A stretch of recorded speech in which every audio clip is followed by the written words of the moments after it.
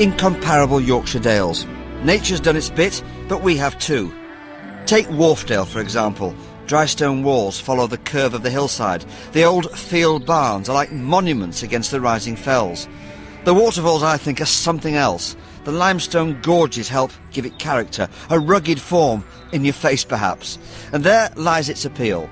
Cultivated meadows in the river valleys, remote fells where you can get lost, and moorland where you can hike to your heart's content. Books abound about this place, walking history, you name it, anthologies of Yorkshire wit. But nothing hits it on the nose quite like the monthly magazine that's chronicled life in the Dales and of Dales folk for more than 60 years now, the Dalesman.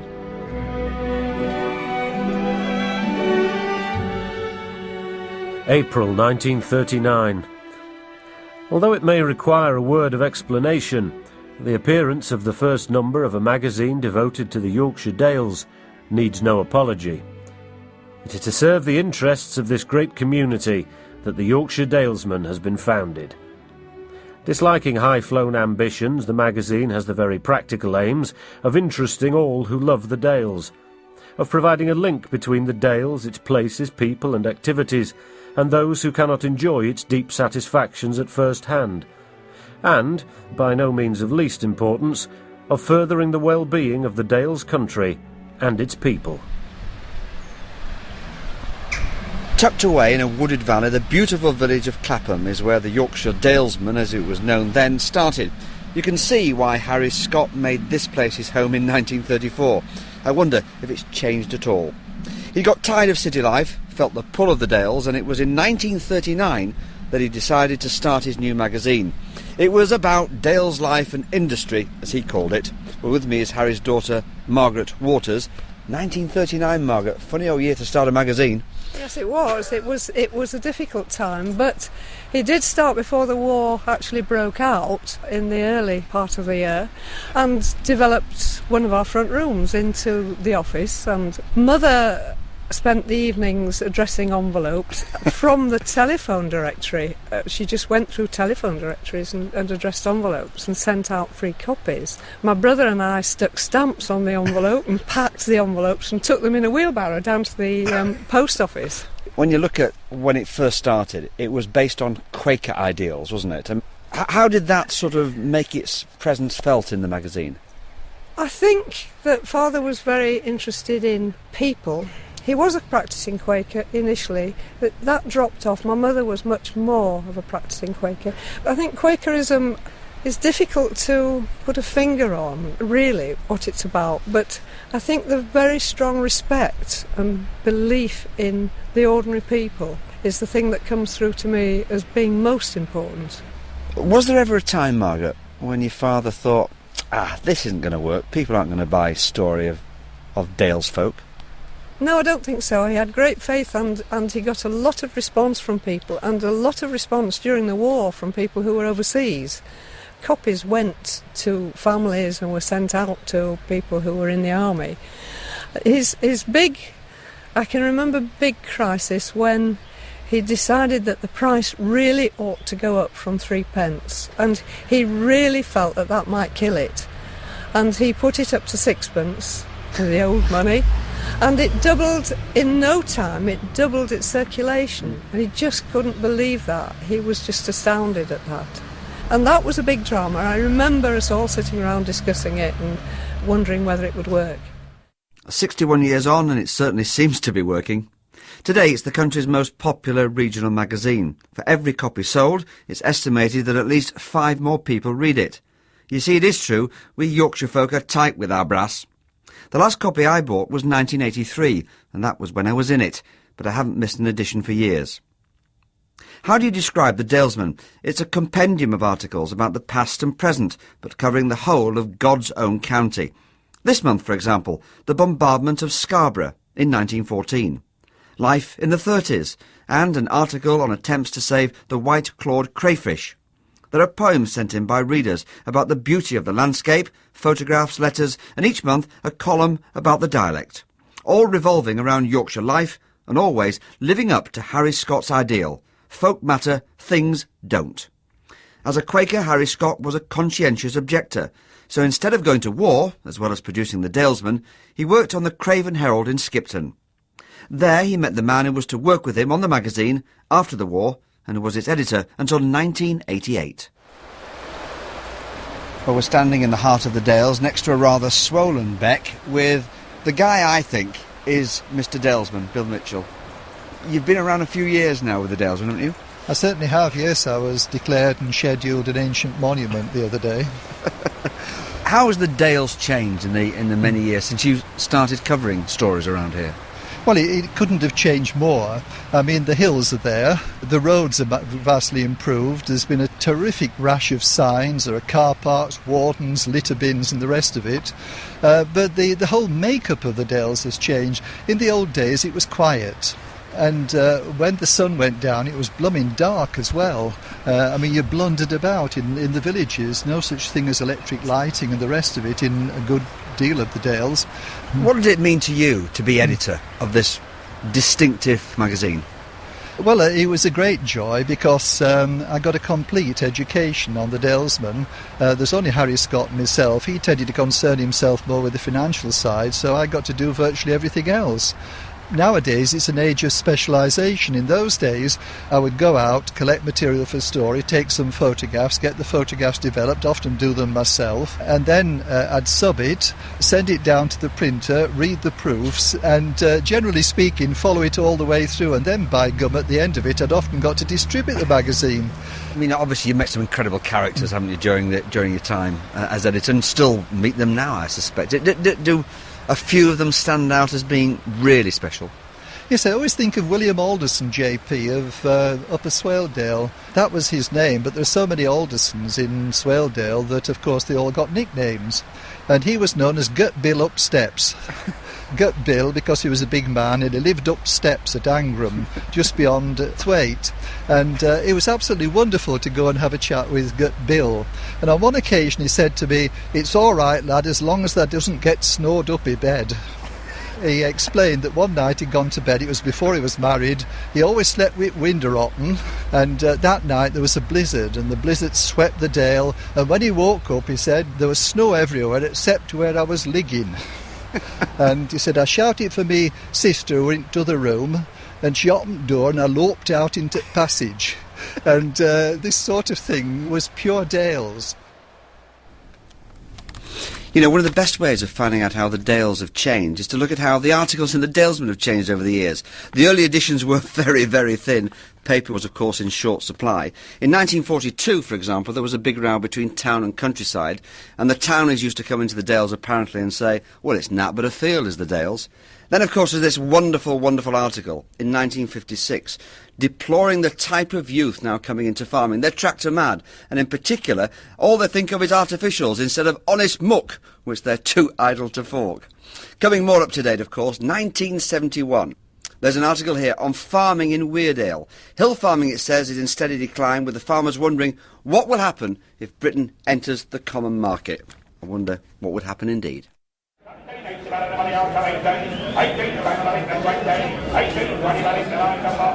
The weekly sheep sale at the auction mart in Hawes, one scene that has changed little in 60 years. There's a saying that you never meet a poor farmer, just one who moans a lot. It ain't true. Well, the moaning is, but the fact is many have gone bust. Dale's hill farmers have certainly felt the chill wind of change. There are no accurate figures for the number that have gone out of business. Many just quietly sell up or retire. But while the scene hasn't changed, the prices that lambs are fetching have. And younger farmers are having to find new ways of making their efforts pay. Way back! Way back! Stuart Hurd, a 41-year-old hill farmer, was featured recently in the Dalesman. His family has farmed the land here for 175 years. He has around 700 sheep. But with prices at auction barely covering his costs, he's come up with a way of making more money on his lambs and catering to a desire by customers to know more about the way their food is produced. Well, here in Upper Wharfdale, just above Buckden, is Jochenthwaite Farm. Now, if I said that the landscape really hits you on the jaw, I wouldn't be exaggerating. The hills surround this stunning farm, The River Wharf is a matter of 30 or 40 yards away. It's a stunning, stunning location and very typical of the Dales, even on a cold and cloudy day. And Stuart, I don't see many helpers. Your wife, obviously, but that's about it, isn't it? That's it. There's just me, and sometimes there's some casual labour. I get help in time, help with walling, but in the main I do most of it myself. Now, when did you decide to do something different? Now, I know in the past you've had bed and breakfast here, but you made another very important decision this time round, didn't you? Yeah, this time last year we'd started retailing lamb direct by way of mail order. The way the scheme works, we get the orders from our customers and we then select the lambs for butchering. The thing that people are liking is that, I mean, they know exactly where it's coming from. They've possibly been here, stayed here, seen the product, now we'll taste it, sort of thing. It makes it better for us in that we can actually check that we are actually producing what people do want to buy, and it also gives us more of a personal contact with our customers, which I think farmers really have to get nearer to the customers rather than standing back from it. So you're a good Yorkshireman, you've cut out the middleman completely, have you? Absolutely, yeah, there's far too many middlemen. Clearly the way that farming is at the moment, I mean, things have to change. If for no other reason to sort of counter this argument that farmers are subsidised to death.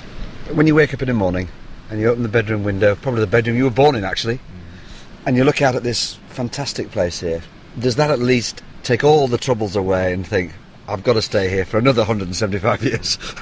No, I usually think, God, it's raining again, but it's not something that I reflect on. I mean, very, very occasionally, when sun's shining, I'm up on top, and I may just spare a thought that way, but I'm not usually given to that sort of romanticism. Typical Yorkshireman, by the sounds of it. Yeah. The Man of the Dales by W. Riley. The Yorkshire Dalesman. My heart warms at the thought of him. Sturdy, independent, as far as may be his own lawmaker, somewhat suspicious of strangers, yet given to hospitality. Content with his own world, which he is disposed to think better than any other. Shrewd but not shrewish. A phrase-maker and a master of pungent wit in spite of his slowness of speech. Often uncouth and occasionally uncivil, but without ill intent. A good friend, and not often a relentless enemy. I say, my heart warms at the thought of him, and of his homeland. Dalesman itself, I really make no apology for describing Dalesman as a character, because I think to very many of our readers it is actually not just a collection of paper and ink, but is a very real individual, a friend who calls on them every month, and we do like to perpetuate that. Editors of the Dalesman are rare species. In over 60 years there have been 4. Terry Fletcher is in his 8th year and is doing his duty, speaking to the Eldwick Probus Ladies Club near Bingley. He enjoys it and they enjoy him. Speaking engagements like these get Terry out of the office and put him in touch with his core readers. It's the nearest thing to a fan club. Well, I like the funny jokes the best. The old sayings, and they don't always understand them myself, but that's what I like, yes. It's appealing to old Yorkshire folk like me. I think I like the feel of the whole of it. I think it gives you a wonderful experience, at a distance. I've read it for a long, long time, and I've sold thousands of copies, and I've got an order through, a yearly order for the next generation now. Make sure they have it. Terry's style is harder than Bill's. He's aware of the changes in the Dales, but accepts one unwritten law. Nostalgia ain't what it used to be, but it still holds pride of place in the magazine. The Dalesman has changed because it's had to change. It reflects the Dales, it holds up a mirror to the Dales. It's perhaps a selective mirror in that we choose the good parts of it. Somebody once said that nobody buys the Dalesman to have their nose rubbed in the woes of the world. But we don't ignore them either. Our readers are intensely knowledgeable, and if we were still trying to sell them some sort of brigadoon image of what the Dales were like in the 1930s, they would soon rumble us. Are you ever tempted to get political? We've never been tempted to get political. I think to do so would be a betrayal of what Dalesman is about and what the readers expect from us. We do take a stance on things that we consider important. I'm very proud that the Dalesman was one of the first to take up the case for the Settle to Carlisle Railway, which was threatened with closure and which we now all know is very popular, a huge success. We take up the case of the destruction of the green lanes by four-wheel drive vehicles. So we're not afraid to take a stance where we think one should be taken, but we are not political, although having said that, we are very much on the side of the country people, the true Dales people, when we think they need some help. Well, I've left the Dales now and I've come to the Vale of York on the eastern side of the county, where the landscape's a bit gentler and more forgiving perhaps, but the water table is frighteningly high. I'm here to meet two of the Dalesman's most popular contributors, Irene Megginson and Bobby Mothersdale, on Bobby's farm at Latham. We'd like to come in. Thank you. Well, I'll tell you, this is a kitchen I think we'd kill for. It's a beautiful, traditional farmer's kitchen, and I'm here to meet two rather remarkable ladies. So, Irene, can I start with your age, 81, if I'm not Yes. being indelicate to say that? For 21 years you wrote from a Wells farm, and you're still contributing, now it's called From a Wells Village. So, could I say that you were the traditional farmer's wife? Yes, very much so, yes. With an apron and feeding hens from a bucket, originally. It's always been a hard life being a farmer's wife, but I suspect probably 30 or 40 years ago it was even harder, wasn't it? Well, it was, in a way, much harder because we had men to feed. And when you have 4 young children and 2 men living in, it's, farmers' wives just stayed in the kitchen in those days, which they don't. Now, of course, they go off and earn their living and do diversifying things instead. Can you remember the kind of things that you used to write about? Well, I used to write about the old way of shepherding, for one thing, and the way we always gave what we called luance, which is an abbreviation of allowance for the farm men, and they had that twice a day when they were having extra work. But every day we gave apple pie and tea every morning until I retired, or semi-retired, 20 years ago. What does it mean to you to be part of this incredible magazine? I mean, do you feel privileged to be a regular contributor to it? Well, only if people really say, they perhaps say to Bobby as well, well, I always read yours first. I mean, perhaps that's the kindest thing they can say, isn't it? But you do feel that if they say things like that, you feel encouraged to go on. Otherwise, I don't think I should be so keen to go on if I didn't get feedback and occasional letters and that type of thing. But you enjoy it? I do enjoy it mostly, yes. I don't often think, oh, this is a terrible chore. And I do it with a Barrow pen. I can't use anything mechanical, whatever. So all my things and the books I do entirely on money. From a Wells Village.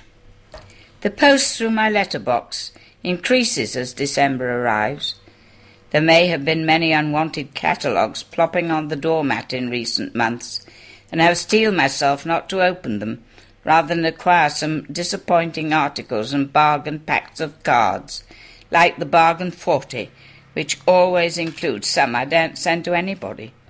And of course catalogues are a godsend to many housebound people, but I feel the postage adds much to the cost, and I prefer to choose my charity cards in the flesh, so to speak. Now, Bobby, yours is Diary of a Yorkshire Farmer's Wife. Yeah. How does yours differ from Irene's? You're the modern farmer's wife. Irene was the traditional farmer's wife. I don't know whether it significantly differs in the content that Irene used to write about, because it is still about farming, the day-to-day events on a farm, the seasonal changes. Is life hard? I think it's become much harder of recent years. I think the general decline in farming has affected all farmers. The public perception is that farmers often complain, so I try not, within the columns, to have it as a dirge constantly going on, because there's so many things that we are very lucky, very fortunate, living in the country. We have a very good way of life. If we can have access to an orchard, we can dress our own poultry and game. So there's many things that we have that it would be unfair to complain about. But I think it is much more difficult financially now. I suppose in 20 or 30 years' time there are going to be less and less farms around, aren't there? So your column becomes historically very important as well, doesn't it? We reflect as well, when you look back in the column as well, as you say, as a historical document. We went out of milk last year. Now, we went out of milk purely because it no longer pays. So you look back and we comment on how well dairy farming was going a few years ago, and yet now we've had to come out of dairy farm. Do you still do all the baking? Because Irene was saying she used to bake apple pies. I've been here now for half an hour and I've not had a piece of apple pie yet. There is a chocolate cake on the side ready for you if you'd like it. The times may be a-changing, certainly for the farmers, but there's a certain stubbornness and stoicism about Yorkshire people. Whatever happens, as they say, they just keep soldiering on. And that's reflected in their brand of humour, which plays a big part in the Dalesman. Readers regularly write in with their own jokes and funny tales. Of course, each Yorkshireman has his own favourite story. Cricketing legend Fred Truman told me his. About a week before, 10 days before Christmas, his wife says to her husband, "Nearly Christmas, you haven't bought me anything yet." And he said, well, you've got everything, you know, I bought you everything, I'm out of ideas. What would you want this Christmas? She said, I'd like to buy the end of that knob of a hill over there. And he said, whatever for? She said, well, that's where I'd like to be buried. He said, that's a strange request. What do you want that for? She said, well, I'll be looking down the valley, you see. He said, well, you're dead, you won't be able to see to waste the money. She said, no, but in my own mind, she said, I could take that picture with me. All right, he said, I'll buy it for you. So he bought it for her. So the following Christmas, about 10 days before, she said, Christmas again, haven't bought me anything at all. He said, well, you haven't used last year's yet. Now, that's the sort of humour, you see, that you get with Yorkshire people. Of course, once we take that first time bar, twice and all. We'll see what disaster we end up with.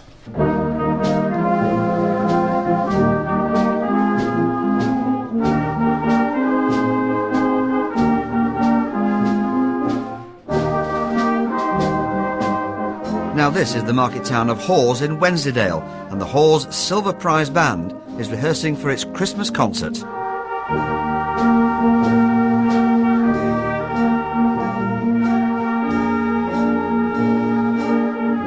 Brass bands have a long tradition in many Yorkshire villages, and the ones which are still going keep alive a sense of community. Their concerts also bring in tourists. They're just one of the ways people from other parts of Yorkshire are pulled to the Dales. Colin Speakman is founder of the Yorkshire Dales Society. There's always been a tremendously strong affinity between the towns and cities of the Old West Riding and the Yorkshire Dales. And I suppose it goes right back to the days when people lived in fairly slum conditions in places like Leeds and Bradford, and their one escape weekend was to get on a tram to somewhere like Guiseley and then to walk into the Dales. And this happened for generations, from sort of Victorian times to the 20s and 30s. And it's built up to a kind of fairly deep affinity. The Germans have this marvellous word Heimat, which is the area where you belong. And I think an awful lot of people living not just in West Yorkshire but the whole of the north of England feel there's something very special about the Dales that somehow belongs to them. It's the area they feel most at home. And I suppose you could argue the Dalesman magazine is a part of that. You know, it's a little bit of the Dales coming to people's homes, almost like a little bit of the real kind of feeling they have for that landscape. 55,000 people buy the magazine every month. Many are posted abroad. It's a treasured link, a mental ticket home, as some people describe it. The Dales, these days, are constantly invaded by outsiders. Tourists are welcome, but also at times resented. But there's always a place for the Tints, a club I'm too young to join. For them, well, the Dales is everything. Well, I suppose you could say that Otley is just about the gateway to the Dales, and Dunny's Cafe is a very special stopping-off point for a remarkable group of cyclists called the Autumn Tints. Jim, tell me about the Tints. Well, I've been at Tints since I was 48, actually, but you're supposed to be 50 and over. Well, I myself are 67 now, and I've had 2 or 3 tours with them. We go on runs all over the Yorkshire Dales, but there's a lot of members, and Joe, who's sat next to me now, is one of our oldest members. Joe, how old are you? I'm 79, I'll be 80 in February. Now, you've just had a thrombosis a week or so ago, and yet you're back on your bike straight away, are you? Oh, yeah. Yes, it's something that you just cannot... you're lost without your bike. It's something you've got to get back on straight away and get pedalling again. Now, how many miles have you cycled in your life? Oh, crikey. Well, since I retired when I was 63, I've done roughly about 10,000 miles most years. But I'm down this year. I think I've only 7,000 in this year. In 1 year? In 1 year. Can I ask you how the Dales have changed over the years? Because you started cycling in the 30s perhaps, and it must have changed dramatically. I started in 1936. In those days, I mean, cycling, you could ride two abreast going up the Dales with no traffic. It was a fantastic feeling, you know, to be you're free, and the Dales themselves are, you know, they haven't changed. I still get a bigger thrill today as I did in 1936. It's just unfortunate traffic's got busier, but we just have to ride single anymore now. We can't ride two abreast. So whilst the Autumn Tints go from strength to strength, will the Dalesman still be in good shape in its next 60 years? Lord only knows what the Dales will be like then. But Dalesman editor Terry Fletcher is adamant about one thing. What I would hate the Dales to become is some sort of Disney-fied, glorified holiday resort. I think the Dales are a very special part of England, a very special part of the world, and I would hate it to just become totally sold out to tourism. I think we have to do everything we possibly can to keep people like the farmers going, because the Dales relies on farming. It needs the sheep to keep it looking the way it is, because the Dales is essentially a man-made landscape. And unless farming is viable or is made viable by grants or whatever, the Dales as we know it will vanish. The farmers will go, the walls will collapse, the barns will collapse or be turned into second homes, and I think that would be an absolute tragedy, and that must not be allowed to happen. You just made a political statement there.